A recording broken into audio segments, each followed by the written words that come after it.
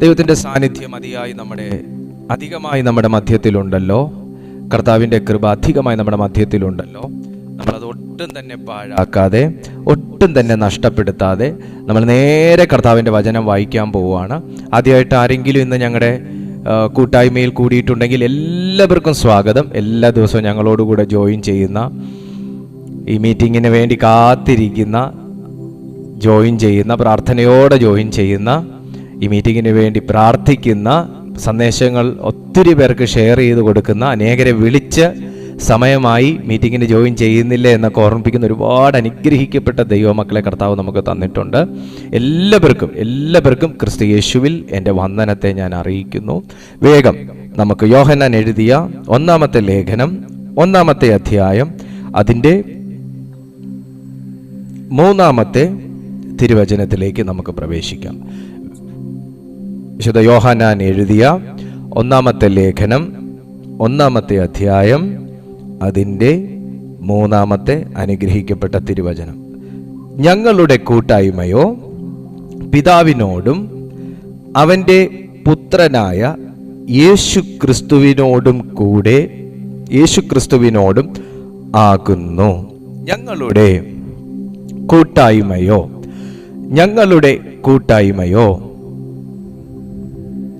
നിങ്ങളെന്നോട് ചേർന്ന് വായിക്കണേ. ഞങ്ങളുടെ കൂട്ടായ്മയോ പിതാവിനോടും അവൻ്റെ പുത്രനായ യേശുക്രിസ്തുവിനോടും ആകുന്നു. ഓ ഹല്ലേലൂയ. ഞങ്ങളുടെ കൂട്ടായ്മ, ലേഖനം എഴുതിയ യോഹന്നാന്റെ കൂട്ടായ്മ ആരോടുകൂടെയാണ് എന്ന് താൻ ഉറപ്പോടെ വിളിച്ചു പറയുകയാണ്. ഒന്നുകൂടെ, ഈ ലേഖനം എഴുതിയ യോഹന്നാന്റെ കൂട്ടായ്മ ആരോടുകൂടെയാണ് എന്ന്, താൻ ആരുടെ കൂട്ടാളിയാണെന്ന്, താൻ ആരുടെ കൂടെയാണ് നിൽക്കുന്നത് എന്ന്, താൻ ആരുടെ സ്വന്തമാണെന്ന് ഉറപ്പോടെ വിളിച്ചു പറയുകയാണ്. വിളിച്ചു പറയുന്ന യോഹന്നാന് ഒരു ഉറപ്പ് ദൈവത്തിങ്കൽ നിന്ന് ലഭിച്ചത് എന്തെന്നാൽ, ആരെങ്കിലും സുവിശേഷം പറഞ്ഞ് ദൈവത്തെ അറിഞ്ഞു വന്നു എന്ന ഒരു ഉറപ്പല്ല, ജഡാവതാരത്തിൽ നമ്മുടെ മുമ്പിൽ പ്രത്യക്ഷപ്പെട്ട, മീൻസ് യോഹന്നാന്റെ മുമ്പിൽ പ്രത്യക്ഷപ്പെട്ട ദൈവപുത്രനെ, ദൈവത്തെ തന്നിൽ തന്നെ വെളിവാക്കിയ യേശുക്രിസ്തുവിനെ താൻ ജഡത്തിൽ വെച്ച് തന്നെ കണ്ട്, മീൻസ് ശരീരത്തിൽ വെച്ച് തന്നെ കണ്ട്, അവന്റെ ഉയർപ്പിന് താൻ സാക്ഷിയാണെന്നും തന്റെ മരണ പുനരുത്ഥാനത്തിന് താൻ സാക്ഷിയാണെന്നും, തന്റെ ജഡാവതാരത്തെ കണ്ട, ആ ശരീരത്തിന്മേൽ തൊട്ട, അവന്റെ സ്വരം കേട്ട, അവനോടുകൂടെ വസിച്ച, അവനോടുകൂടെ ഭക്ഷിച്ച, അവനോടുകൂടെ പ്രാർത്ഥിച്ച, അവനോടുകൂടെ സഞ്ചരിച്ച ഒരു സാക്ഷി എന്ന നിലയിൽ യോഹന്നാൻ പറയുന്നു, എൻ്റെ കൂട്ട് ഈ ലോകത്തിലുള്ളവനോടല്ല, എൻ്റെ കൂട്ട് ഉയരത്തിലുള്ളവനോട് കൂടെയാണ്. ഇന്ന് യോഹന്നാൻ ഈ ലേഖനം എഴുതിയിരുന്നു എങ്കിൽ, നമ്മുടെയൊക്കെ ഈ ജീവിത കാലഘട്ടത്തിൽ യോഹന്നാൻ ഈ ലേഖനം എഴുതിയിരുന്നുവെങ്കിൽ, എനിക്ക് തോന്നുന്നു ഇതിനേക്കാൾ കുറച്ചും കൂടെ പവർഫുൾ ആയിട്ട് ഞാൻ ഇതിനെക്കുറിച്ച് സംസാരിക്കുമായിരുന്നിരിക്കണം. കാരണം ആ മനുഷ്യൻ എന്ത് വികാരം ഉൾക്കൊണ്ടാണ് ഇത് എഴുതുന്നതെന്ന് നമുക്ക് പോയി കണ്ട് ചോദിച്ച് മനസ്സിലാക്കാൻ സാധ്യതയുണ്ടായിരുന്നു. പക്ഷേ എഴുതിയ മനുഷ്യന്റെ പശ്ചാത്തലം മനസ്സിലാക്കുമ്പോൾ ജഡാവതാരം ഒരു കൂട്ടായ്മയ്ക്ക് സാധ്യത കൊണ്ടുവന്നു എന്ന ഒരു വിശുദ്ധ ദൂത് ഇതിനകത്ത് കിടക്കുന്നുണ്ട്. ഹല്ലേലൂയ. ഒന്നും കൂടെ, ഈ യേശുക്രിസ്തുവിന്റെ ജഡാവതരണം ഒരു കൂട്ടായ്മ നമുക്ക് സാധ്യമാക്കി എന്ന ഒരു ഭയങ്കര വിശുദ്ധമായ ഒരു സന്ദേശം ഇതിനകത്ത് കിടപ്പുണ്ട്. യേശുക്രിസ്തുവിന്റെ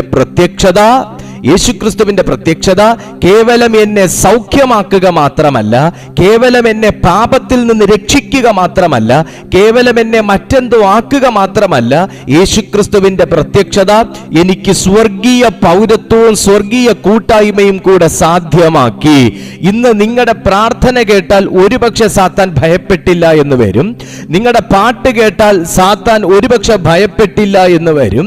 നിങ്ങളൊന്ന് ഒച്ചത്തിൽ ആജ്ഞാപിച്ചാൽ കൽപ്പിച്ചാൽ ഒരു പക്ഷേ സാത്താൻ പുറകിലോട്ട് നീങ്ങിയില്ല എന്ന് വരും. പക്ഷേ നിങ്ങളൊരു മന്ദസ്വരത്തിൽ യോഹന്നാൻ എഴുതിയ ഈ ലേഖനത്തിലെ ഈ വാക്യം ഒരു 5 പ്രാവശ്യം നിങ്ങളുടെ വായി കൊണ്ട് നിങ്ങൾ ഉരുവിട്ടാൽ നിങ്ങളുടെ വീടിന്റെ അന്തരീക്ഷം ചേഞ്ച് ആകുമെന്ന് ഞാൻ വ്യക്തമായി ഉറപ്പിച്ച് പറയുകയാണ്. കാരണം എന്താണെന്ന് ചോദിച്ചാൽ, തനിക്ക് ഒരു ബന്ധമുണ്ട്. ആ ബന്ധം സ്വർഗീയ ബന്ധമാണ്. ഞാൻ ഉറപ്പിച്ച് പറയുക, എനിക്കൊരു ബന്ധമുണ്ട്. അത് ഈ ലോകത്തിലുള്ള ഏറ്റവും വലിയ മനുഷ്യനുമായിട്ടല്ല, ഏറ്റവും വലിയ സമ്പന്നനുമായിട്ടല്ല, ഏറ്റവും വലിയ പൊളിറ്റീഷ്യനുമായിട്ടല്ല. എനിക്ക് ബന്ധമുള്ളത് പിതാവിനോടും പുത്രനോടും പരിശുദ്ധാത്മാവിനോടും കൂടെയാണ്. കമോൺ, വിശ്വസിക്കുന്ന ആരെങ്കിലും ഉണ്ടെങ്കിൽ ചേർന്ന് പറഞ്ഞ്, എനിക്കൊരു ബന്ധമുണ്ട്. അത് യോഹന്നാൻ പറഞ്ഞതുപോലെ യോഹന്നാന്റെ ബന്ധുവായിരിക്കുന്ന, യോഹന്നാന്റെ സ്വന്തമായിരിക്കുന്ന പിതാവിന്റെയും പുത്രന്റെയും പരിശുദ്ധാത്മാവിനോടും കൂടെ തന്നെയാണ് എനിക്കും ബന്ധമുള്ളത്. മൈക്ക് മ്യൂട്ട് ചെയ്താട്ടെ. Thanks for your cooperation. Thank you. God bless you. God bless you. Thanks for your cooperation. Amen. ദൈവം അനുഗ്രഹിക്കട്ടെ. സേബ്ര ഠൽഗോഷി ഖഠയാലാബ ലേഖമനഹം തുനസിയ. Thank you Jesus. ഹല്ലേലൂയ. ഇവിടെ വചനം പറയുന്നത് നിങ്ങൾ ശ്രദ്ധിച്ചേ. ഞങ്ങളുടെ കൂട്ടായ്മയോ പിതാവിനോടും അവന്റെ പുത്രനാകുന്ന യേശുവിനോടും യേശുക്രിസ്തുവിനോടും കൂടെ ആകുന്നു. ഞങ്ങളുടെ കൂട്ടായ്മയോ പിതാവിനോടും അവന്റെ പുത്രനാകുന്ന യേശുക്രിസ്തുവിനോടും കൂടെ ആകുന്നു. അടുത്ത വാക്യം കൂടെ ഞാനൊന്ന് വായിക്കുന്നത് നല്ലതാണ്. നമ്മുടെ സന്തോഷം പൂർണ്ണമാകുവാൻ ഞങ്ങൾ ഇത് നിങ്ങൾക്ക് എഴുതുന്നു. ഒരു പ്രവചനം പറഞ്ഞാൽ സന്തോഷം തീർച്ചയായിട്ടും വരും. എനിക്കൊക്കെ പ്രവചനം കേൾക്കുമ്പോൾ ഭയങ്കര സന്തോഷം വരാറുണ്ട്. കാരണം ഒത്തിരി പ്രവചനങ്ങളാണ് എന്നെ ഇവിടെ വരെയൊക്കെ എത്തിച്ചത്. ഒരുപാട് പ്രവചനങ്ങളാണ്, ബലപ്പെടുത്തുന്ന ആശ്വാസ സന്ദേശങ്ങളാണ് എന്നെയൊക്കെ ഇവിടെ വരെ എത്തിച്ചത്. സോ എനിക്ക് പ്രവചനം കേൾക്കുമ്പോൾ സന്തോഷം വരാറുണ്ട്. പ്രവചനത്തിനൊക്കെ വേണ്ടി ഞാൻ കാത്തിരുന്ന ഒരു കാലഘട്ടം ഉണ്ടായിരുന്നു. ആരും ഒട്ട് പ്രവചിച്ചില്ല താനും, ചിലരുടെ അടുത്തൊക്കെ പ്രവചിച്ചില്ല താനും.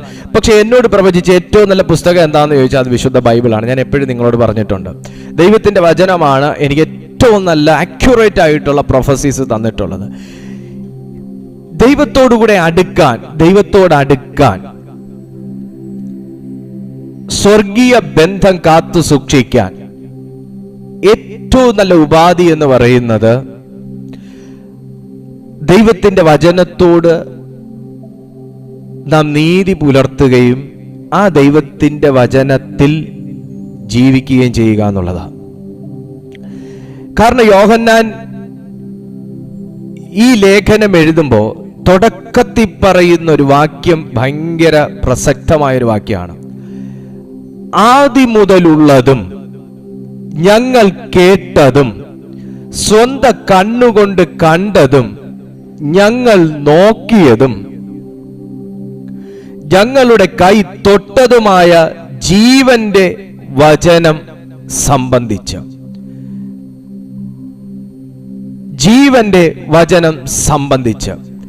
ഈ വചനത്തിന്റെ പ്രത്യേകത എന്താണ് എന്ന് ചോദിച്ചാൽ, യോഹന്നാൻ പറയുന്ന ഈ വചനത്തിന്റെ പ്രത്യേകത എന്താണെന്ന് ചോദിച്ചാൽ, ജീവൻ വിതറിക്കൊണ്ടു പോകുന്ന ദൈവത്തിന്റെ വചനമാണ്. ജീവൻ വിതറിക്കൊണ്ടു പോകുന്ന ദൈവത്തിന്റെ വചനം. ഈ വചനത്തെ ഇത്രയും കാര്യമായിട്ട് എക്സ്പ്ലെയിൻ ചെയ്ത് യോഹന്നാൻ എഴുതാനുള്ള കാരണവും ഇത് തന്നെയാണ്. ഈ വചനത്തിൽ നിന്ന് താൻ മനസ്സിലാക്കിയ ഒരു ജീവൻ, ഈ ജീവനെ യോഹന്നാൻ പരിശോധിച്ചു നോക്കിയോ എന്ന് ചോദിച്ചാൽ ഞാൻ പറയും 100% പരിശോധിച്ചു നോക്കി. നിങ്ങളൊരു സൗഖ്യമായി എന്ന് നിങ്ങൾക്കറിയാം. നിങ്ങൾ തൊട്ടു നോക്കാതെ നിങ്ങൾ സൗഖ്യമായി എന്ന് ഇന്ന് വരെ പറഞ്ഞിട്ടുണ്ടോ? ഇല്ല. കാരണം നിങ്ങൾ പരിശോധിച്ചു നോക്കി. ഈ പറയുന്ന സൗഖ്യം എനിക്ക് വന്ന സൗഖ്യം സത്യമാണോ, എനിക്ക് സൗഖ്യമായോ? നിങ്ങൾ നോക്കിയത് കൊണ്ടാണ് പറഞ്ഞത് നിങ്ങൾ സൗഖ്യമായി എന്ന്. ഈ വചനത്തെ സംബന്ധിച്ച് യോഹന്നാൻ പരിശോധിച്ച് നോക്കി. ഇനി നിങ്ങൾ ശ്രദ്ധിച്ച് കേൾക്കണം. ഞാനിന്ന് ഒത്തിരി സമയം സംസാരിക്കത്തില്ല, വളരെ കുറച്ച് സമയം കൂടെ ഞാൻ ഇതിനെക്കുറിച്ച് പറഞ്ഞ് ഈ ആശയം നിങ്ങളിലേക്ക് കിട്ടിയാൽ ഞാൻ പ്രാർത്ഥിക്കാൻ പോവാം. ഈ ജീവന്റെ വചനം സംബന്ധിച്ച് എന്റെ കൂട്ടാണ് പിതാവെന്നും എന്റെ കൂട്ടാണ് യേശുക്രിസ്തു എന്നും എനിക്ക് ആ കൂട്ട് മതിയെന്നും ഒക്കെ യോഹന്നാൻ പറഞ്ഞതിന്റെ പിന്നിൽ പുള്ളിക്ക് അനുഭവങ്ങൾ ഉണ്ടായിരുന്നു. ഇന്ന് ഈ സന്ദേശം നിങ്ങൾ കേട്ടുകൊണ്ടിരിക്കുമ്പോൾ ഞാൻ ഉറപ്പിച്ചു പറയാം, ഒരു പ്രത്യേക ആത്മീയ അന്തരീക്ഷത്തിലാണ് ഇപ്പോൾ ആരെങ്കിലും ഇരിക്കുന്നതെങ്കിൽ നിങ്ങൾ ആശീർവാദം പറയുന്ന സമയം നിങ്ങൾക്ക് അനുഭവങ്ങൾ ഉണ്ടായിരിക്കും.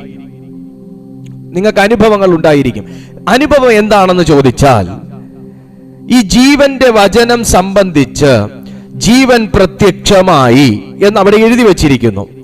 എന്താണ് അദ്ദേഹത്തിന്റെ അനുഭവം? ഒന്നാമത്തെ വാക്യം, ആദി മുതലുള്ളതും ഞങ്ങൾ കേട്ടതും. യോഹന്നാൻ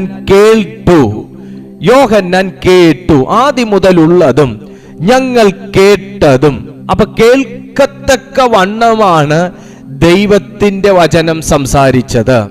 കേൾക്കത്തക്ക വണ്ണം, ആർക്കും അടച്ചു കളയാൻ കഴിയാത്തതുപോലെ യോഹന്നാൻ ദൈവത്തിന്റെ വചനം കേട്ടു. നമ്പർ 1. നമ്പർ 2, സ്വന്തം കണ്ണുകൊണ്ട് കണ്ടതും ഞങ്ങൾ നോക്കിയതും ഞങ്ങളുടെ കൈ തൊട്ടതുമായ ജീവന്റെ വചനത്തെ സംബന്ധിച്ച്. ഇത്രയും വലിയൊരു ഭാഗ്യം പൗലോസിനുണ്ടായിരുന്നു എന്ന് ചോദിച്ചാൽ ഉണ്ടായിരുന്നു, ഇല്ല എന്ന് ഞാൻ പറയുന്നില്ല. പക്ഷെ ഇത്ര ആധികാരികമായി യോഹന്നാൻ എഴുതിയേക്കുന്ന പോലെ പൗലോസ് എവിടെ എഴുതിയിട്ടില്ല. താൻ കണ്ടു എന്നൊക്കെ എഴുതിയിട്ടുണ്ട്. താൻ കണ്ടു, നട്ടുച്ചയ്ക്ക് സൂര്യനെ വെല്ലുന്നൊരു ശോഭ കണ്ടു എന്ന് എഴുതിയിട്ടുണ്ട്. പക്ഷെ ഇത്രയും വല്ലാത്തൊരു എക്സ്പീരിയൻസ് മോഡിൽ നിന്നുകൊണ്ട് എഴുതിയേക്കുന്ന ഒരു ലേഖകൻ അത് യോഹന്നാനാണ്. ഞാനൊരു ദൂത് നിങ്ങളോട് പറയാം. പൗലോസിനെ ദൈവം പ്രയോജനപ്പെടുത്തിയതിനേക്കാൾ അധികം നമ്മളെ ദൈവം പ്രയോജനപ്പെടുത്തും. യോഹന്നാനെ കേൾപ്പിച്ചതിനേക്കാളും അധികം ദൈവം നമ്മളെ കേൾപ്പിക്കും. കാരണം എൻ ടൈമിലാണ് ശരിക്കും നമ്മൾ എല്ലാവരും നിൽക്കുന്നത്. ലോകം ഇന്ന് അവസാനിച്ചിട്ടില്ല എന്നുള്ള വ്യത്യാസം മാത്രമേ ഉള്ളൂ. നാളെ അവസാനിക്കാതിരിക്കാം. ആമേൻ. പക്ഷേ ഞാൻ അതുകൊണ്ട് ഇത്ര ഉറപ്പിച്ച് പറയുന്നത്, യോഹന്നാൻ കണ്ടതിനേക്കാളും അധികം നമുക്ക് കേൾക്കാൻ പറ്റും. പൗലോസും യോഹന്നാനും ഒക്കെ കണ്ടതിനേക്കാൾ അധികം നമുക്ക് കാണാൻ പറ്റും. ഈ ദൂത് ശിഷ്യന്മാരോട് യേശു പറഞ്ഞിട്ടുള്ള ഒരു വാക്കാണിത്. ഞാൻ ചെയ്തതിനേക്കാളും അധികം ചെയ്യും, ഞാൻ പറഞ്ഞതിനേക്കാളും അധികം പറയും, ഞാൻ സഞ്ചരിച്ചതിനേക്കാളും അധികം സഞ്ചരിക്കും, ഞാൻ പ്രാപിച്ചതിനേക്കാളും അധികം പ്രാപിക്കും. കാരണം ഒരു ഒരു ഒരു ഒരു ഒരു വർധനവിന് വേണ്ടി പരിശുദ്ധാത്മാവ് എന്നെ വിളിച്ചിരിക്കുന്നു എന്ന് ഞാൻ വിശ്വസിക്കുന്നു. ഒരു വർധനവിന് വേണ്ടി ദൈവം എന്നെ വിളിച്ചിരിക്കുന്നു എന്ന് ഞാൻ വിശ്വസിക്കുന്നു. ഒരു വർധനവിന് വേണ്ടി, ഒരു മൾട്ടിപ്ലിക്കേഷന് വേണ്ടി, ഒരു ഇൻക്രീസിന് വേണ്ടി ദൈവം എന്നെ വിളിച്ചിരിക്കുന്നു എന്ന് ഞാൻ വിശ്വസിക്കുന്നു. ദൈവം ഒരു വ്യക്തിയെ അത്തരത്തിൽ പ്രയോജനപ്പെടുത്താൻ തുടങ്ങിക്കഴിഞ്ഞാൽ നിന്റെ കണ്ണ് ഇവിടെ എഴുതിയേക്കുന്നത് പോലെ കാണും. ദൈവം അങ്ങനെ ഒരു വർധനവിന്റെ തലത്തിലേക്ക് ഒരു വ്യക്തിയെ ഉയർത്തിക്കഴിഞ്ഞാൽ നിങ്ങളുടെ കൈ ഇതുവരെ തൊടാത്ത ചിലത് തൊടും, വാങ്ങിയിട്ടില്ലാത്ത ചിലത് വാങ്ങും. ദൈവം അങ്ങനെ ഒരു വർധനവിലേക്ക് ഒരു വ്യക്തിയെ കയറ്റാൻ തുടങ്ങിക്കഴിഞ്ഞാൽ ഇതുവരെ നിങ്ങൾ സഞ്ചരിച്ചിട്ടില്ലാത്തതുപോലെ സഞ്ചരിക്കും.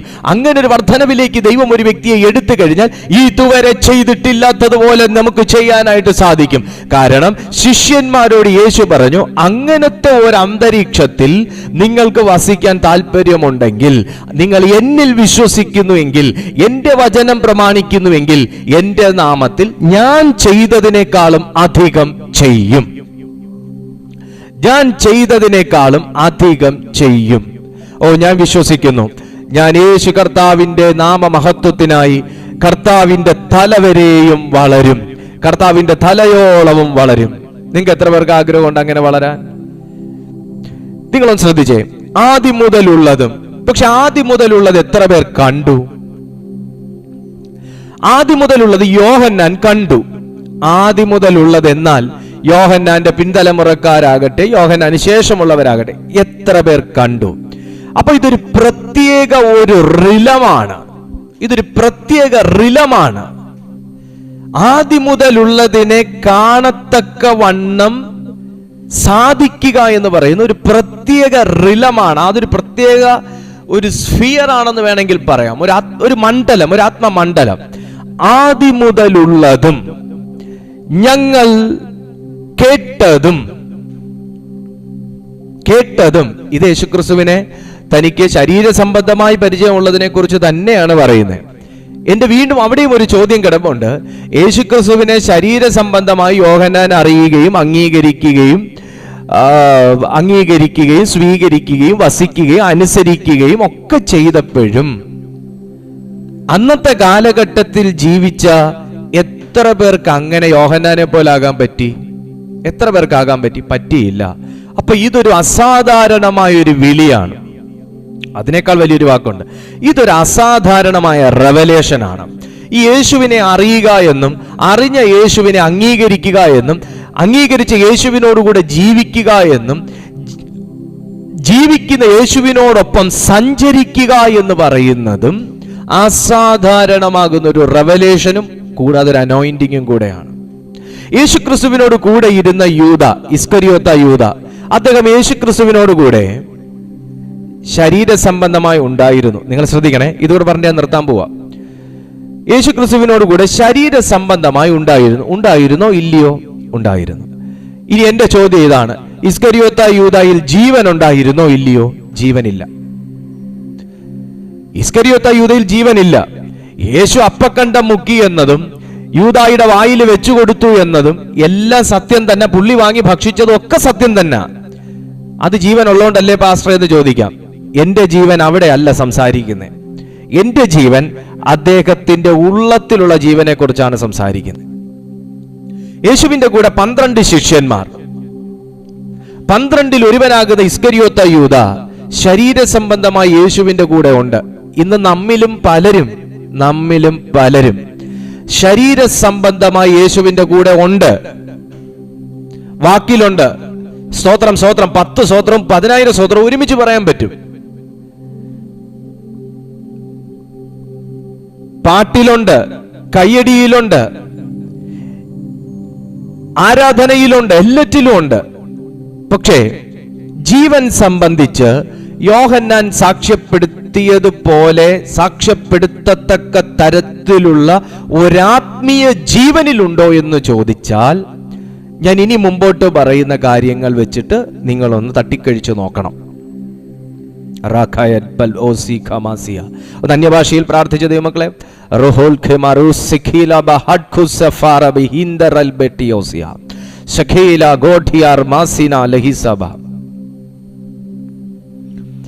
ഇസ്കരിയോത്ത യൂദ യേശുക്രിസ്തുവിന്റെ കൂടെ ഉണ്ട്. യേശുക്രിസ്തു ഇസ്കരിയോത്ത യൂദായുടെ കൂടെയും ഉണ്ട്. യൂദാസ് അദ്ദേഹത്തിന്റെ കൂടെയും ഉണ്ട്. എന്നാൽ ജീവൻ സംബന്ധിച്ച് യേശുവിന്റെ കൂടെ ഉണ്ടോ? വിശ്വാസം സംബന്ധിച്ച് യേശുവിന്റെ കൂടെ ഉണ്ടോ? പ്രവൃത്തി സംബന്ധിച്ച് യേശുവിന്റെ കൂടെ ഉണ്ടോ? മനസ്സ് സംബന്ധിച്ച് യേശുവിനോട് കൂടെ ഉണ്ടോ എന്ന് ചോദിച്ചാൽ ഇല്ല. കേവലം പുള്ളിയുടെ ശരീര സംബന്ധമായി മാത്രമേ ഇപ്പോൾ യേശുവിന്റെ കൂടെ ഉള്ളൂ. ഇതങ്ങനെ ആരെങ്കിലും ഉണ്ടെങ്കിൽ തിരിഞ്ഞു വരണം. കാരണം ഫിലിപ്പിയർക്ക് എഴുതിയ ലേഖനം 2:1 ഇങ്ങനെയാ പറയുന്നത്, തന്റെ പുത്രനും നമ്മുടെ കർത്താവായ യേശുക്രിസ്തുവിന്റെ കൂട്ടായ്മയിലേക്ക് നിങ്ങളെ വിളിച്ചിരിക്കുന്ന ദൈവം വിശ്വസ്തൻ. നിങ്ങളെ വിളിച്ചത് നിങ്ങൾ വന്നില്ലെങ്കിൽ മറ്റേവനെ വിളിക്കാന്നുള്ള രീതിയിലുള്ള വിളിയല്ല, നിങ്ങളെയാ വിളിച്ചേക്കുന്നത്. നിങ്ങളുടെ കുടുംബത്തിൽ നിങ്ങളെയാ ദൈവം വിളിച്ചേക്കുന്നത്, താങ്കളെയാ വിളിച്ചേക്കുന്നത്. വിളിച്ചവന്റെ ഉദ്ദേശം എന്താ? കൂടെ നിർത്തുക എന്നുള്ളതാ, കൂടെ നിർത്തി വളർത്തുക എന്നുള്ളതാ. കർത്താവ് 12 ശിഷ്യന്മാരെ തെരഞ്ഞെടുത്തപ്പോൾ ഇതിനുവേണ്ടി തന്നെ തെരഞ്ഞെടുത്തു. അതിൽ ഒരുവനെ ഒറ്റാൻ വേണ്ടി തെരഞ്ഞെടുത്തതല്ല, എടുത്തതിൽ ഒരുവൻ ഒറ്റി എന്നേ ഉള്ളൂ. എങ്ങനെ യേശുക്രിസ്തുവിനെ പോലെ ഒരു ഫുള്ളി അനോയിന്റഡ് ആയ ഒരു മനുഷ്യൻ, അല്ലെങ്കിൽ ഒരു ഫുള്ളി അനോയിന്റഡ് ആയിരുന്ന ഒരഭിഷിക്തന്റെ കൂടെ രാവും പകലും സഞ്ചരിച്ച് ഒരുമിച്ച് താമസിച്ച് ഒരുമിച്ച് മിനിസ്ട്രി ചെയ്ത് ഒരുമിച്ച് ഭക്ഷണം കഴിച്ച് പിരിഞ്ഞ 12 പേരിൽ ഈ ഒരുവന്റെ ഉള്ളിൽ സാത്താൻ കടന്നു. എങ്ങനെ കടന്നു? നിങ്ങൾ ചോദിച്ചില്ലേ, എന്നിൽ എങ്ങനെ ഇങ്ങനെ ഒരു ക്യാരക്ടർ ഡെവലപ്പായി എന്ന് ചോദിച്ചാൽ എനിക്കറിയത്തില്ല. എങ്ങനെ എൻ്റെ വായിൽ പെട്ടെന്ന് അങ്ങനെ ഒരു വാചകം കയറി വന്നു എന്ന് വെച്ചാൽ എനിക്ക് അറിയത്തില്ല. എന്നാണ് എനിക്ക് ഈ ഒരു കാര്യത്തിൽ വീഴ്ച സംഭവിച്ചത് എന്ന് ചോദിച്ചാൽ എനിക്ക് അറിയത്തില്ല. 24 മണിക്കൂർ അന്ന് ശിഷ്യന്മാർക്കും ഇന്ന് നമുക്കും ദൈവം ഭാഗിച്ച് ഒരുപോലെ തന്നിരിക്കുക. 24 മണിക്കൂർ തന്നെയാണ് ദൈവപുത്രന് ഭൂമിയിൽ പിതാവും കൊടുത്തിരുന്ന സമയം.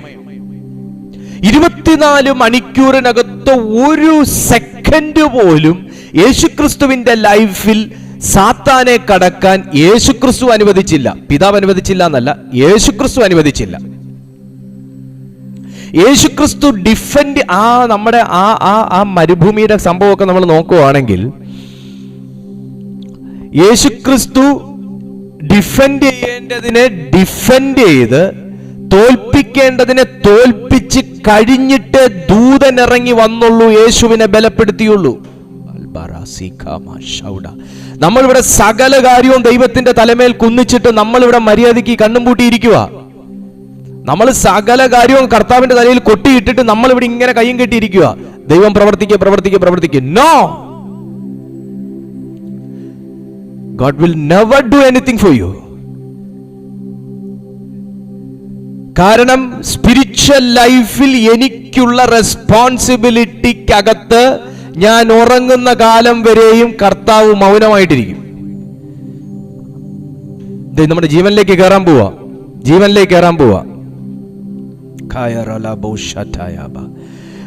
12 ശിഷ്യന്മാരെയും യേശുക്രിസ്തു ഒരുപോലെ ട്രീറ്റ് ചെയ്തു. 12 ശിഷ്യന്മാരെയും യേശുക്രിസ്തു ഒരുപോലെ ടീച്ച് ചെയ്തു. 12 ശിഷ്യന്മാരെയും യേശു ഒരുപോലെ ഫീഡ് ചെയ്തു. 12 ശിഷ്യന്മാരെയും ഒരേ കണ്ണിൽ യേശു കണ്ടു. 12 ശിഷ്യന്മാരെയും ഒരുപോലെ അവർക്ക് വേണ്ടി പ്രാർത്ഥിച്ചു. 12 ശിഷ്യന്മാരെയും ഒരുപോലെ പഠിപ്പിച്ചു. 12 ശിഷ്യന്മാരെയും വലിപ്പച്ചെറുപ്പം കൂട്ടാതെ ഒരുപോലെ അവരെ ശുശ്രൂഷകൾ ഏൽപ്പിച്ചു. എങ്ങനെ ഇതിനിടയിൽ ഒരുത്തന്റെ ഉള്ളിൽ മാമോനോടുള്ള സ്നേഹം കയറി? എങ്ങനെ അധികം ധനത്തോടുള്ള ഒരു സ്നേഹം കയറി? യേശുവെ മിനിസ്റ്റർ ചെയ്തിട്ട് കാശ് കൊടുത്തില്ലേ? കർത്താവേ, അങ്ങ് മിനിസ്റ്റർ ചെയ്തിട്ട് അങ്ങ് പ്രസംഗിക്കാൻ വിട്ടിട്ടും രാവിലെ മുതൽ വൈകുന്നേരം വരെ പണിയെടുപ്പിച്ചിട്ട് പുള്ളിക്ക് വണ്ടിക്കാശ് പോലും കൊടുത്തില്ലേ? അതാണോ വേറെ എവിടെന്നെങ്കിലും ഒരു സൈഡ് ബിസിനസ് അദ്ദേഹം നോക്കിയത്? എന്ന് പറഞ്ഞാൽ എന്നാ പിന്നെ അങ്ങനെ ഈ പണിക്ക് പോകുന്നതിന് മുന്നേ എന്തെങ്കിലും യൂദായിക്ക് കുറവുണ്ടായിരുന്നു? വസ്ത്രത്തിന് കുറവുണ്ടെന്ന് ബൈബിൾ പറയുന്നില്ല, ചെരുപ്പിന് കുറവുണ്ടെന്ന് ബൈബിൾ പറയുന്നില്ല, പുള്ളിക്ക് മൊബൈൽ റീചാർജ് ചെയ്യാൻ പൈസ ഇല്ലെന്ന് ബൈബിൾ പറയുന്നു, ഒന്നും പറയുന്നില്ല. ഒരു ശിഷ്യന്മാർക്കും കുറവില്ല എന്ന് ബൈബിൾ പഠിപ്പിക്കുന്നു. My God.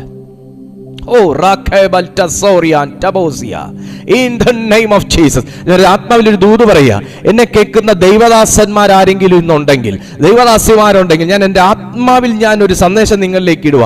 കർത്താവിന് വേണ്ടി ഇറങ്ങിയിട്ടുണ്ടെങ്കിൽ ബുദ്ധിമുട്ടുകളൊക്കെ ഉണ്ടാവും, ഇല്ലെന്നൊന്നും ഞാൻ പറയത്തില്ല, ബുദ്ധിമുട്ടൊക്കെ ഉണ്ടാവും. പക്ഷേ അതിനകത്ത് അതിന്റെ at the end of the day അല്ലെങ്കിൽ എൻഡ് ഓഫ് ദ ടൈം നമ്മൾ പറയും, ഒന്നിനും കുറവില്ലാതെ ദൈവം നമ്മുടെ കാര്യം നടത്തി, ഒന്നിനും കുറവില്ലാതെ നടത്തി. കാരണം ശിഷ്യന്മാരോട് യേശു അങ്ങോട്ട് ചോദിച്ചു, യേശു ആരാഞ്ഞു. അതിനകത്തൊരു ദൂത് പറയാനുണ്ട്. കർത്താവ് ഒരു വചനം പറഞ്ഞിട്ട് നീ ആയുഷ്കാലം മുഴുവൻ ഈ വചനവും കെട്ടിപ്പിടിച്ചുകൊണ്ടിരുന്നോ എന്നല്ല കേട്ടോ അതിന്റെ അർത്ഥം.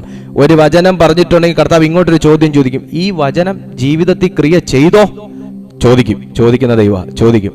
എടാ, ഇന്ന ഫിലിപ്പിയർക്ക് എഴുതിയ ലേഖനം 2-ാമത്തെ അധ്യായം 1-ാമത്തെ വാക്യം, നിന്റെ ജീവിതത്തിൽ ക്രിയ ചെയ്തോ എന്ന് ചോദിക്കും. ചെയ്തു എന്ന് പറയാൻ പറ്റും. കാരണം ശിഷ്യന്മാരോട് ചോദിച്ചു, നിങ്ങൾ വഴിക്ക് പോയപ്പോൾ പൊക്കണമെടുത്തില്ല, മാറി ഉടുക്കാൻ വസ്ത്രമെടുത്തില്ല, ഇടുവാൻ നിങ്ങൾ ചെരുപ്പ് കയ്യിലെടുത്തില്ല, കഴിക്കുവാൻ ഭക്ഷണം എടുത്തില്ല, എന്തിനെങ്കിലും കുറവുണ്ടായിരുന്നോ? വന്നപ്പോ ശിഷ്യന്മാരോട് ചോദിച്ചു.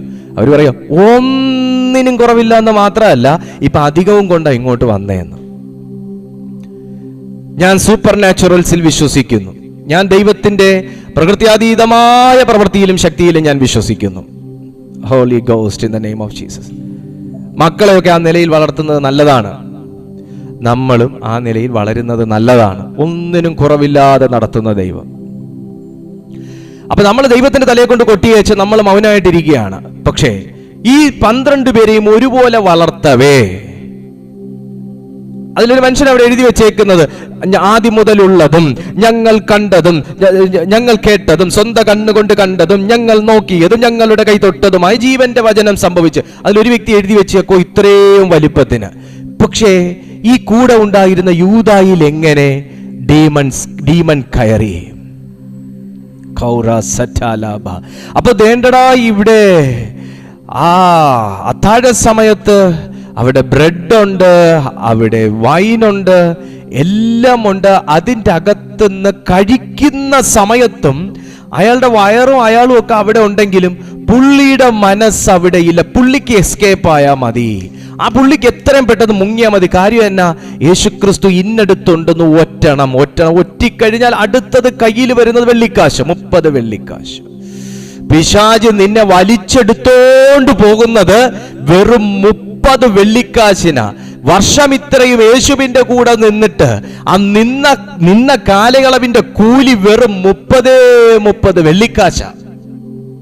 ഇത്രയും യേശു ടീച്ച് ചെയ്ത് പ്യുവർ സ്റ്റഫ് ചെയ്ത് കൊടുത്ത സാധനത്തിന്റെ ആകെ മൂല്യം യൂദ ഇട്ടത് 30 വെള്ളിക്കാശ. ഇത്രയും നല്ല ടീച്ചിങ്സ്, പ്യുവർ ആയിട്ടുള്ള ദൈവത്തിന്റെ വചനം കേട്ടതിന്റെ ആകെ മൂല്യമിട്ടത് 30 വെള്ളിക്കാശ. യേശുവിന്റെ കൂടെ ഇരുന്ന് പ്രാർത്ഥിച്ചതിന്റെ ആകെ മൊത്തം മൂല്യമിട്ടത് 30 വെള്ളിക്കാശ. സ്വർഗീയ മർമ്മങ്ങളെ കുറിച്ച് കർത്താവ് പറഞ്ഞത് ഉപമകളിലൂടെ പല കാര്യങ്ങൾ ഈ സാധാരണക്കാരെ പഠിപ്പിച്ചതിന്റെയും ഒക്കെ ആകെ മൊത്തം മൂല്യം ഇട്ടത് 30 വെള്ളിക്കാശ. യൂദായുടെ ജീവന് യൂദായിട്ട വില 30 വെള്ളിക്കാശ. ഹല്ലേലൂയ. പണം കൊണ്ട് ആത്മീയതയെ തൂക്കരുത്. പണം കൊണ്ട് ദൈവത്തിന്റെ അഭിഷേകത്തെ വിലയ്ക്ക് വാങ്ങാൻ ശ്രമിക്കരുത്. പണം കൊണ്ട് ആത്മീയ ജീവിതത്തെ വില ഇരുത്തരുത്. പണം കൊണ്ട് കർത്താവിന്റെ ബന്ധത്തെ തൂക്കി നോക്കരുത്. അതും ഇതും തമ്മിൽ ഒരിക്കലും പൊരുത്തപ്പെടില്ല. ഹല്ലേലൂയ. യൂദായെ വലിച്ചോണ്ട് പോകാൻ സാത്താൻ ഒരു പണസഞ്ചി, കൊച്ചു പണസഞ്ചി കാണിക്കേണ്ട കാര്യം, കിലിക്കേണ്ട കാര്യം ഉണ്ടായിരുന്നുള്ളൂ. കാണിക്കുക പോലും വേണ്ട, കിലിക്കേണ്ട കാര്യം ഉണ്ടായിരുന്നുള്ളൂ. ജസ്റ്റ് കിലിക്കിയപ്പോ പുള്ളി എനിക്കിത് തന്നെ മതി. നീ എവിടെ വീഴൂ എന്ന് പിശാചിന് നന്നായിട്ട് അറിയാം. നീ കിലിക്കിയാൽ വീഴുവോ, നീ തുറന്ന് കാണിച്ചാ വീഴുവോ, നിന്നെ ടോസ് ചെയ്ത് കാണിച്ചാ വീഴുവോ. ഞാൻ അവിടെ കൊണ്ടങ്ങ് നിർത്തുക.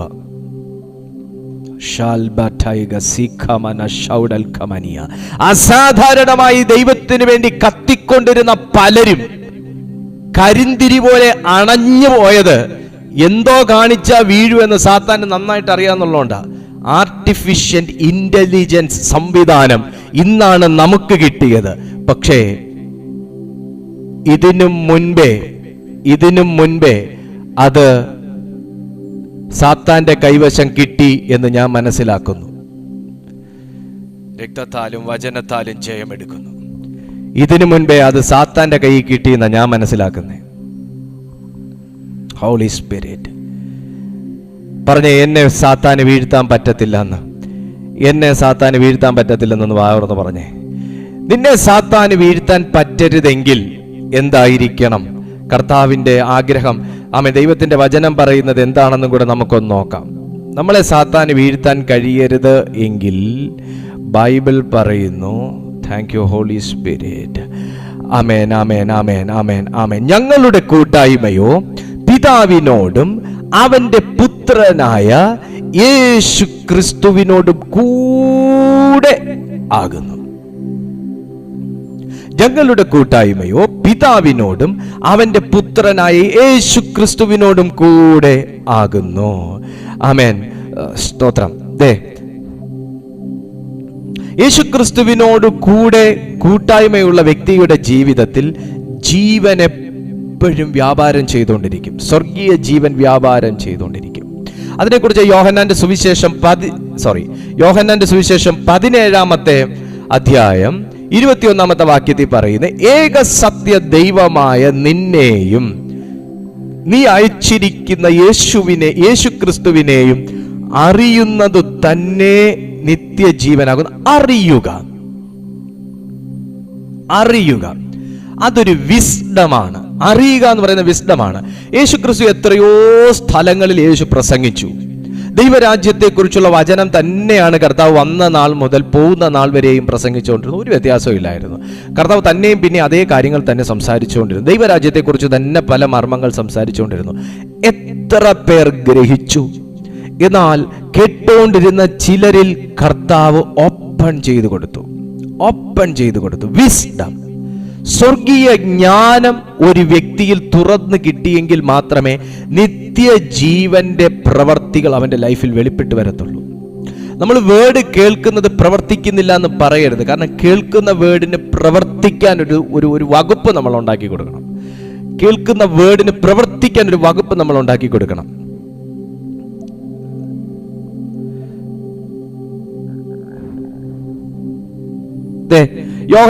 യോഹന്നാൻ നിങ്ങൾ ശ്രദ്ധിച്ചേ. യോഹന്നാന്റെ തന്നെ ഒന്നാമത്തെ ലേഖനം ഒന്നാമത്തെ അധ്യായം 7-ാമത്തെ വാക്യം നിങ്ങളൊന്ന് നോക്കിക്കേ. യോഹന്നാൻ പറയുന്ന ആ ഒരു നിർബന്ധം ഒന്ന് നോക്കിക്കേ. ഞങ്ങൾ കണ്ടും കേട്ടും ഇരിക്കുന്നത് പ്രസ്താവിക്കാതിരിപ്പാൻ കഴിയുന്നതേ അല്ല. ഞങ്ങൾക്ക് പറ്റത്തില്ല വാടച്ചിരിക്കാൻ. ദൈവത്തിന് ഇങ്ങനെയുള്ള ആത്മീയരെയാണ് ആവശ്യം. നിങ്ങളുടെ വീടിനകത്ത് ദൈവത്തിന് ഇങ്ങനെയുള്ളൊരു വ്യക്തിയെയാണ് ദൈവം എക്സ്പെക്ട് ചെയ്യുന്നത്. സ്തോത്രം ചെയ്തേ. നമ്മുടെ വീടുകൾക്കകത്ത്, നമ്മുടെ പട്ടണത്തിനകത്ത്, നമ്മുടെ ദേശത്തിൻ്റെ അകത്ത് ദൈവം ആഗ്രഹിക്കുന്നത് ഇങ്ങനത്തെ മനോഭാവമുള്ള വ്യക്തികളെയാണ്. കാര്യം എന്താന്ന് ചോദിച്ചാൽ, ഞാൻ കണ്ടതും ഞാൻ കേട്ടതും ഞാൻ പ്രാപിച്ചിരിക്കുന്നതും വ്യാപാരം ചെയ്യാതിരിക്കാൻ എനിക്ക് കഴിയത്തില്ല. ഇനി ഞാൻ കേട്ടതും കണ്ടതും വ്യാപാരം ചെയ്യാനും കൂടെ കർത്താവ് ഇറങ്ങി വന്ന് എനിക്ക് ചെയ്തു തന്നാൽ കൊള്ളാമെന്ന് പറയുന്നവരാണ് ഏറെയും. ദൈവം എൻ്റെ മേൽ പകർന്നു. ദൈവം എൻ്റെ മേൽ ഒരു മിനിസ്ട്രി പകർന്നു. ദൈവം എൻ്റെ മേൽ മിനിസ്ട്രി പകർന്നു. കർത്താവെ, എൻ്റെ മിനിസ്ട്രിയെ എടുത്ത് നീ ഉപയോഗിക്കണമേ എന്ന് പറയുമോ? അതോ ദൈവമേ, നീ എൻ്റെ മേൽ പകർന്നതിനെ ഉപയോഗിക്കാൻ എന്നെ സഹായിക്കണമെന്ന് ഞാൻ പറയുമോ? നമ്മളെല്ലാം കർത്താവിന്റെ തലയ്ക്ക് കുടഞ്ഞിടാൻ വിദ്വാൻമാരാണ്, അഗ്രഗണ്യന്മാരാണ്. പക്ഷെ യോഹന്നാൻ പറഞ്ഞത് വളരെ വളരെ ശ്രദ്ധേയമാണ്. ഞങ്ങൾ കണ്ടും കേട്ടുമിരിക്കുന്നത് പ്രസ്താവിക്കാതിരിക്കാൻ സാധ്യമല്ല. അപ്പോസ്തല പ്രവൃത്തികളിലും ഇത് തന്നെ സംഭവിച്ചു.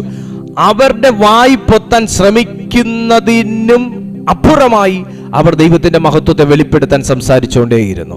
അവർ പരിശുദ്ധാത്മാവിൽ നിറഞ്ഞുകൊണ്ടേയിരുന്നു. അവർ ദൈവത്തിന്റെ വചനം പ്രസ്താവിച്ചുകൊണ്ടേയിരുന്നു. അവർ പോയെടുത്തെല്ലാം ഡെലിവറൻസ് നടന്നുകൊണ്ടേയിരുന്നു. അവർ സംസാരിച്ചതെല്ലാം വചനം ഉറപ്പിച്ചുകൊണ്ടേയിരുന്നു. ഇതിനകത്തുനിന്ന് മനസ്സിലാക്കാൻ ഒരു കാര്യം ഇത്രയേ ഉള്ളൂ. എവിടെ ദൈവം ആക്കിയിരിക്കുന്നോ അവിടെ ദൈവം പകർന്നതിനെ വ്യാപാരം ചെയ്യാൻ തയ്യാറായവനെ കർത്താവ് എഴുന്നേൽപ്പിക്കും. എവിടെ ദൈവം ആക്കി വെച്ചിരിക്കുന്നോ അവിടെ അത് വെളിപ്പെടുത്താൻ തീരുമാനിക്കുന്നവനെ ദൈവം എഴുന്നേൽപ്പിച്ചിരിക്കും. അപ്പോസ്തലന്മാരുടെ ജീവിതം പഠിക്കുന്ന സമയത്ത് അവരാരെയും ദൈവം കംഫർട്ട് സോണിൽ കൊണ്ട് നിർത്തിയിട്ടേയില്ല. ഒരു ദിവസം പോലും നിർത്തിയിട്ടില്ല, ഒരിക്കലും നിർത്തിയിട്ടില്ല. കർത്താവിന്റെ ശിഷ്യന്മാരായിരിക്കുന്ന കാലഘട്ടത്തിൽ ശിഷ്യന്മാരെ കർത്താവ് മിനിസ്ട്രിക്ക് വേണ്ടി അയച്ചതും കംഫർട്ട് സോണിലല്ലായിരുന്നു. നിങ്ങൾ ശ്രദ്ധിച്ച് ഇതും കൂടെ കേട്ട് പറഞ്ഞിട്ട് നിർത്താൻ പോവാ. ഞാൻ കുറച്ചുകൂടെ നേരത്തെ നിർത്തണമെന്ന് വിചാരിച്ചതാ, പക്ഷെ കർത്താവ് തരുന്നു. ഇതോടെ പറഞ്ഞ് നിർത്തുക. അപ്പോസ്തലന്മാരെ ദൈവം വേലയ്ക്ക് അയച്ചതും ശിഷ്യന്മാരെ യേശു വേലയ്ക്ക് അയച്ചതും കംഫർട്ട് സോണിലേ അല്ല. കാരണം പോയപ്പോൾ ശിഷ്യന്മാരോട് യേശു പറഞ്ഞു, നിങ്ങളെ എല്ലാവരും സ്വീകരിക്കൂ എന്ന് വിചാരിക്കരുത്. എല്ലാവരും വരുമ്പോൾ പ്രൈസ് ദി ലോർഡ്, വരൂ പാസ്റ്ററെ, ഇരിക്കു പാസ്റ്ററെ, ചായ ഒഴിച്ചോ, ചോറ് കഴിക്കുന്നോ എന്ന് ചോദിച്ചാൽ നിങ്ങൾക്ക് തരുമെന്ന് പറയരുത്. ചിലർ നിങ്ങളെ അംഗീകരിക്കും, വളരെ ചിലർ നിങ്ങളെ അംഗീകരിക്കത്തില്ല.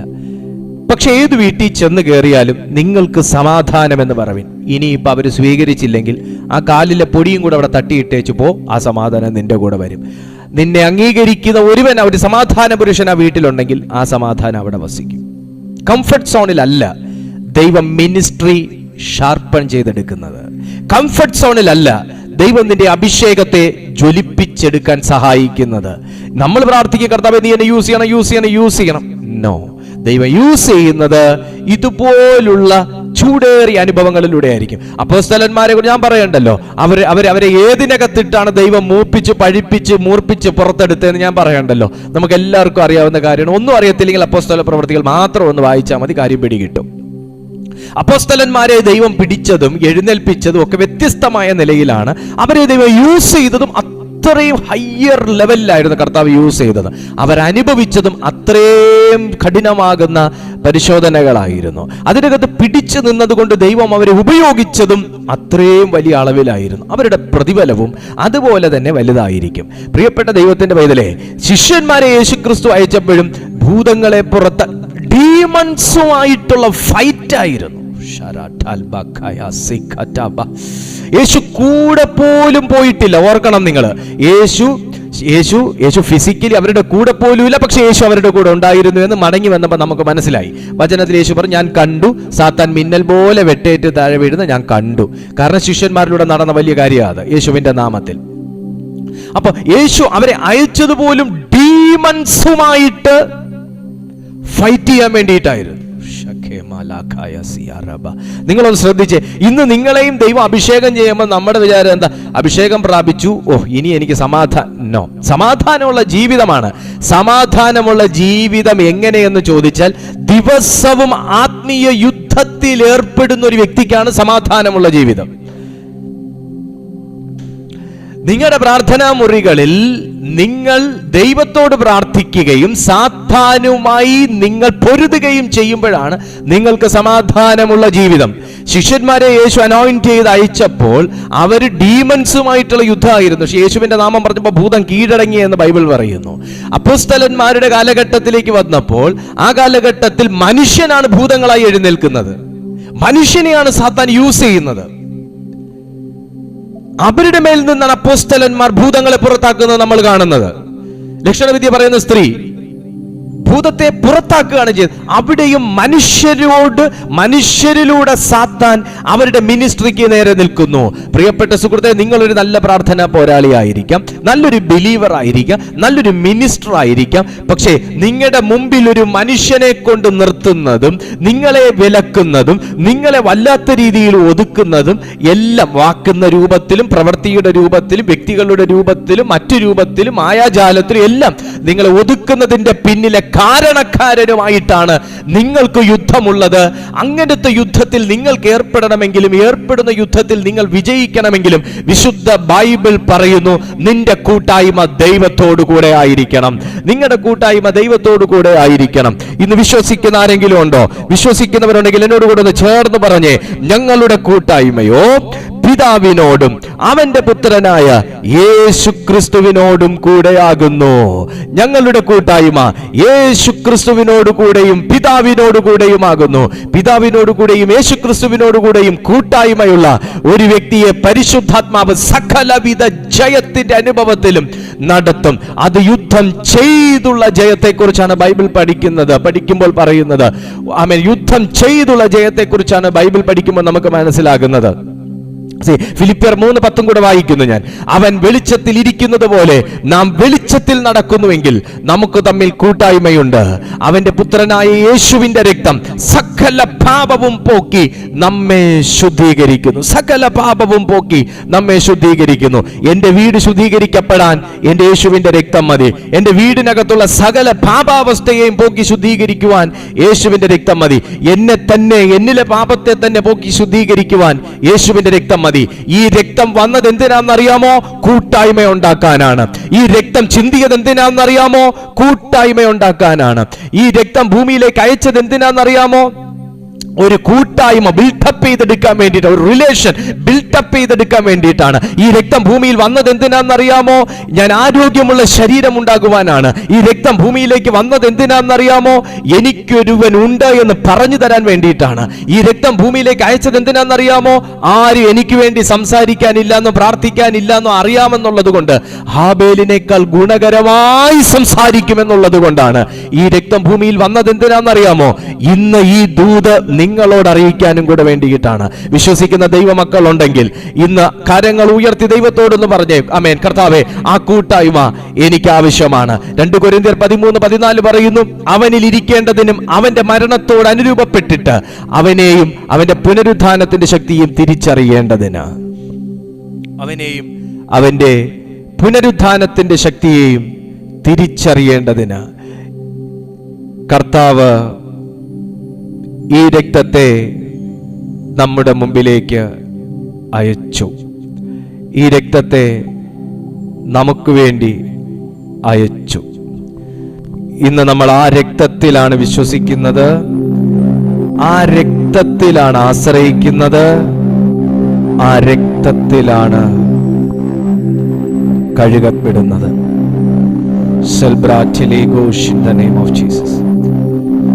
എനിക്കൊരു യുദ്ധമുണ്ട്, ആ യുദ്ധം മനുഷ്യരുമായിട്ടല്ല. ആ യുദ്ധം എന്തിനാന്ന് ചോദിച്ചാൽ അതെനിക്ക് ജയിക്കാനുള്ളൊരു യുദ്ധമാണ്. എന്തിൽ ജയിക്കാനാ?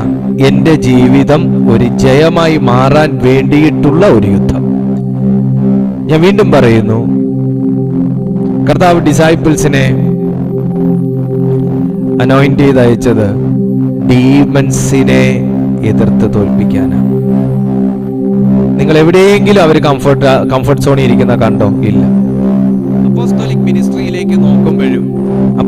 മിനിസ്ട്രിയിലേക്ക് നോക്കുമ്പോഴും അവരും ഏറെക്കുറെയൊക്കെ ഇത് തന്നെയാണ് അവരും അനുഭവം. ഭയങ്കര പ്രശ്നങ്ങളായിരുന്നു. നോക്കുമ്പോൾ എല്ലാം പ്രശ്നങ്ങൾ മാത്രമേ ഉള്ളൂ അപ്പോസ്തലന്മാരുടെ ജീവിതത്തിൽ. എന്നാൽ അതുപോലെ വിടുതലും ഉണ്ട്. എവിടെ ഒരു വ്യക്തി ഈ വെളിപ്പാടിൽ ദൈവത്തോടു കൂടെ ചേർന്ന് നിൽക്കുന്നു, അവരുടെ ജീവിതത്തെ ദൈവം ഇതുപോലെ അത്ഭുതമുള്ളതാക്കി മാറ്റും.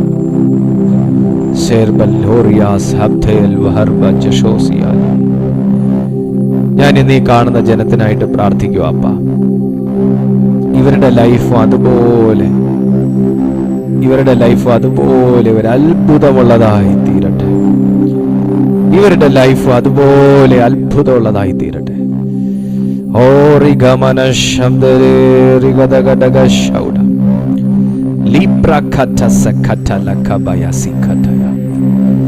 ഒന്ന് പ്രാർത്ഥിച്ച ദൈവമക്കളെ,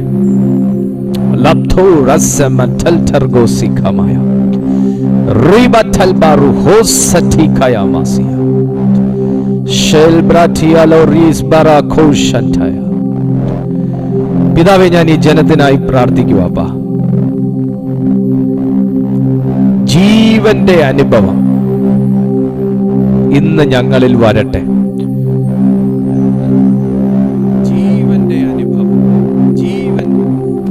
ജീവന്റെ അനുഭവം ഇന്ന് വരട്ടെ കർത്താവേ.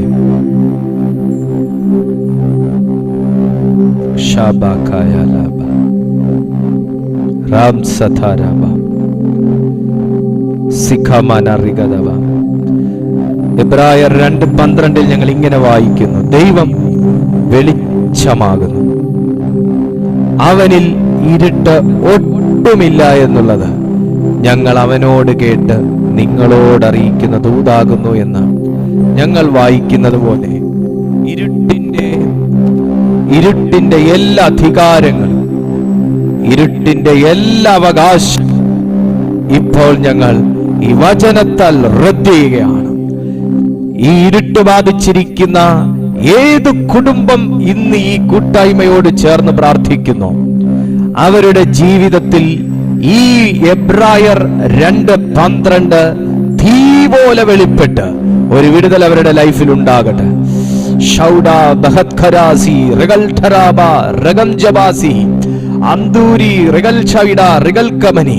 ദൈവം വെളിച്ചമാകുന്നു, അവനിൽ ഇരുട്ട് ഒട്ടുമില്ല എന്നുള്ളത് ഞങ്ങൾ അവനോട് കേട്ട് നിങ്ങളോട് അറിയിക്കുന്ന ദൂതാകുന്നു എന്ന് ഞങ്ങൾ വായിക്കുന്നത് പോലെ, യേശുവേ, അങ്ങയിൽ ഇരുട്ടൊട്ടുമില്ലാത്തതുപോലെ അങ്ങയോട് കൂടെ ആയിരിക്കുന്ന, ഞങ്ങളിപ്പോ യോഹന്നാന്റെ ലേഖനത്തിൽ വായിച്ചതുപോലെ, ആമേൻ, ഞങ്ങൾക്ക് കൂട്ടായ്മയുള്ളത് പിതാവിനോടും അവന്റെ പുത്രനാകുന്ന യേശു ക്രിസ്തുവിനോടും കൂടെ ആകുന്നു എന്ന് ഞങ്ങൾ വായിച്ചതുപോലെ, അങ്ങയോടും യേശുക്രിസ്തുവിനോടും കൂടെ കൂട്ടായിരിക്കുന്ന ഞങ്ങളുടെ ജീവിതത്തിലും ഇരുട്ടിന് അവകാശമില്ലല്ലോ.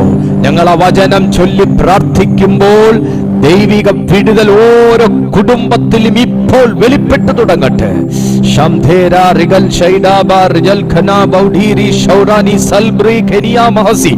In the powerful name of Jesus Christ. എന്നോട് കർത്താവ് പറയുന്നു, ഈ ചിന്തിക്കുന്നതല്ല പ്രവർത്തിക്കുന്നത്. ചിന്തിക്കുന്നതല്ല സംസാരിക്കുക, ഉദ്ദേശിക്കുന്നതല്ല സംസാരത്തിൽ വായിൽ വരുന്നത്. അങ്ങനെ ബുദ്ധിയെയും ചിന്തകളെയും നിയന്ത്രിക്കുന്ന ഒരു സാത്താനിക അരൂപി ഈ സമയം ആ വ്യക്തിയെ വിട്ടു മാറുകയാണ്. ഇങ്ങനെ പറയണമെന്ന് ചിന്തിക്കും, പക്ഷെ വായിൽ വരുമ്പോ വേറെയാവും. ഇങ്ങനെ ചെയ്യണമെന്ന് ചിന്തിക്കും, പക്ഷെ വായിൽ വരുമ്പോ വേറെയാകും. ഇങ്ങനെ പോകണമെന്ന് പറഞ്ഞ് വീട്ടിൽ നിന്ന് ഇറങ്ങും, പക്ഷെ പോയി ചെന്ന് നിൽക്കുന്ന സ്ഥലം വേറെയാ. അങ്ങനെ നിങ്ങളെ ആകെ മൊത്തം മിസ്ലീഡ് ചെയ്യുന്ന ഒരു ഡീമൺ സ്പിരിറ്റ്, ഒരു ഇരുട്ടിന്റെ ശക്തി ഇപ്പോൾ ആരുടെയോ വിശ്വസിക്കുന്ന ഏതോ വ്യക്തിയുടെ ജീവിതത്തിൽ നിന്ന് കട്ടാകുകയാണ്. ഇരുട്ട് നിന്നെ മൂടിപ്പൊതച്ചു കൊണ്ട് നടക്കുന്ന അവസ്ഥ ഇപ്പൊ ദൈവം ബ്രേക്ക് ചെയ്യുവാണ്. Holy ghost in the name of Jesus. നീ ഇറങ്ങുമ്പോൾ ഒരു ഇരുട്ട് പുതപ്പ് നിന്റെ മേൽ പുതയ്ക്കുന്നത് പോലെ എന്നെ കർത്താവ് അങ്ങനെ ഒരു കാഴ്ച കാണിക്കുന്നു. നിങ്ങൾ ഇറങ്ങുന്ന വഴിക്ക് നിങ്ങളുടെ മേലൊരു ഇരുട്ട് പുതപ്പ് കൊണ്ട് പുതയ്ക്കും. പിന്നെ ആ പുതപ്പിനകത്ത് മറച്ച നിന്നെ എല്ലായിടം കൊണ്ടുപോകുന്നു. നീ ഒരു പരാജയമായി മാറാൻ, ഒരു ഫെയിലിയറായി മാറാൻ സാത്താനിട്ടിരിക്കുന്ന സകല തന്ത്രമറകളും യേശുവിന്റെ നാമത്തിൽ ക്യാൻസൽ ആകണം. ഞാൻ ദൈവകരങ്ങളിലേക്ക് പിതാവേ ഓരോ ജനത്തെയും ഞാൻ ഏൽപ്പിച്ച് പ്രാർത്ഥിക്കും. വലിയ വിടുതൽ ഇന്നത്തെ ദിവസം കർത്താവ് നൽകിയ വലിയ സ്നേഹത്തിന് നന്ദി പറയുന്നു. ഈ ജനത്തെ ഞാൻ മുറ്റുമായി ഏൽപ്പിച്ച് അനുഗ്രഹിച്ചു പ്രാർത്ഥിക്കുന്നു. യേശു ക്രിസ്തുവിൻ നാമത്തിൽ തന്നെ ആമേൻ. ദൈവമായ കർത്താവ് നിങ്ങളെ അനുഗ്രഹിക്കട്ടെ. നിങ്ങളുടെ സാക്ഷ്യങ്ങൾ, നിങ്ങളുടെ പ്രാർത്ഥന വിഷയങ്ങളൊക്കെ ഈ നമ്പറിൽ നിങ്ങൾ വാട്സാപ്പ് ചെയ്താട്ടെ, ഞങ്ങൾ പ്രാർത്ഥിക്കാം. നിങ്ങൾക്ക് സ്പിരിച്വലി വളരാൻ വളരെ താല്പര്യമുള്ളവരാണെന്നറിയാം. അതിന് സഹായകമായി എല്ലാ ദിവസവും രാവിലെ 6:30 മണിക്കും വൈകുന്നേരം 6:30 മണിക്കും ഞങ്ങളുടെ ഈ ചാനലിൽ ദൈവത്തിൻ്റെ വചനം ശുശ്രൂഷിക്കപ്പെടുന്നു. നിങ്ങളത് വാച്ച് ചെയ്യുക. മറ്റുള്ളവർക്കും കൂടെ നിങ്ങളത് അയച്ചു കൊടുത്ത് ഈ മിനിസ്ട്രിയെ നിങ്ങൾ കൂടെ ഞാൻ ഒപ്പം നിങ്ങളെല്ലാവരുടെയും വ്യക്തിപരമായ പ്രാർത്ഥനയിലും ഈ മിനിസ്ട്രിയെ ഓർത്ത് നിങ്ങളെല്ലാവരും പ്രാർത്ഥിച്ചാട്ട് ദൈവം വലിയ അത്ഭുതങ്ങൾ അനേകരുടെ ജീവിതത്തിൽ ഈ ദിവസങ്ങളിൽ ചെയ്യുന്നു. അതിന്റെ അളവിൽ വലിയൊരു വർധനവ് നിശ്ചയമായിട്ട് നിങ്ങളുടെ പ്രാർത്ഥനയിലൂടെ ഉണ്ടാകും. നമുക്ക് അടുത്ത ദിവസം കാണാം. അതുവരെ കർത്താവ് തന്റെ ചിറകടിയിൽ നമ്മെ സൂക്ഷിക്കട്ടെ. God bless you.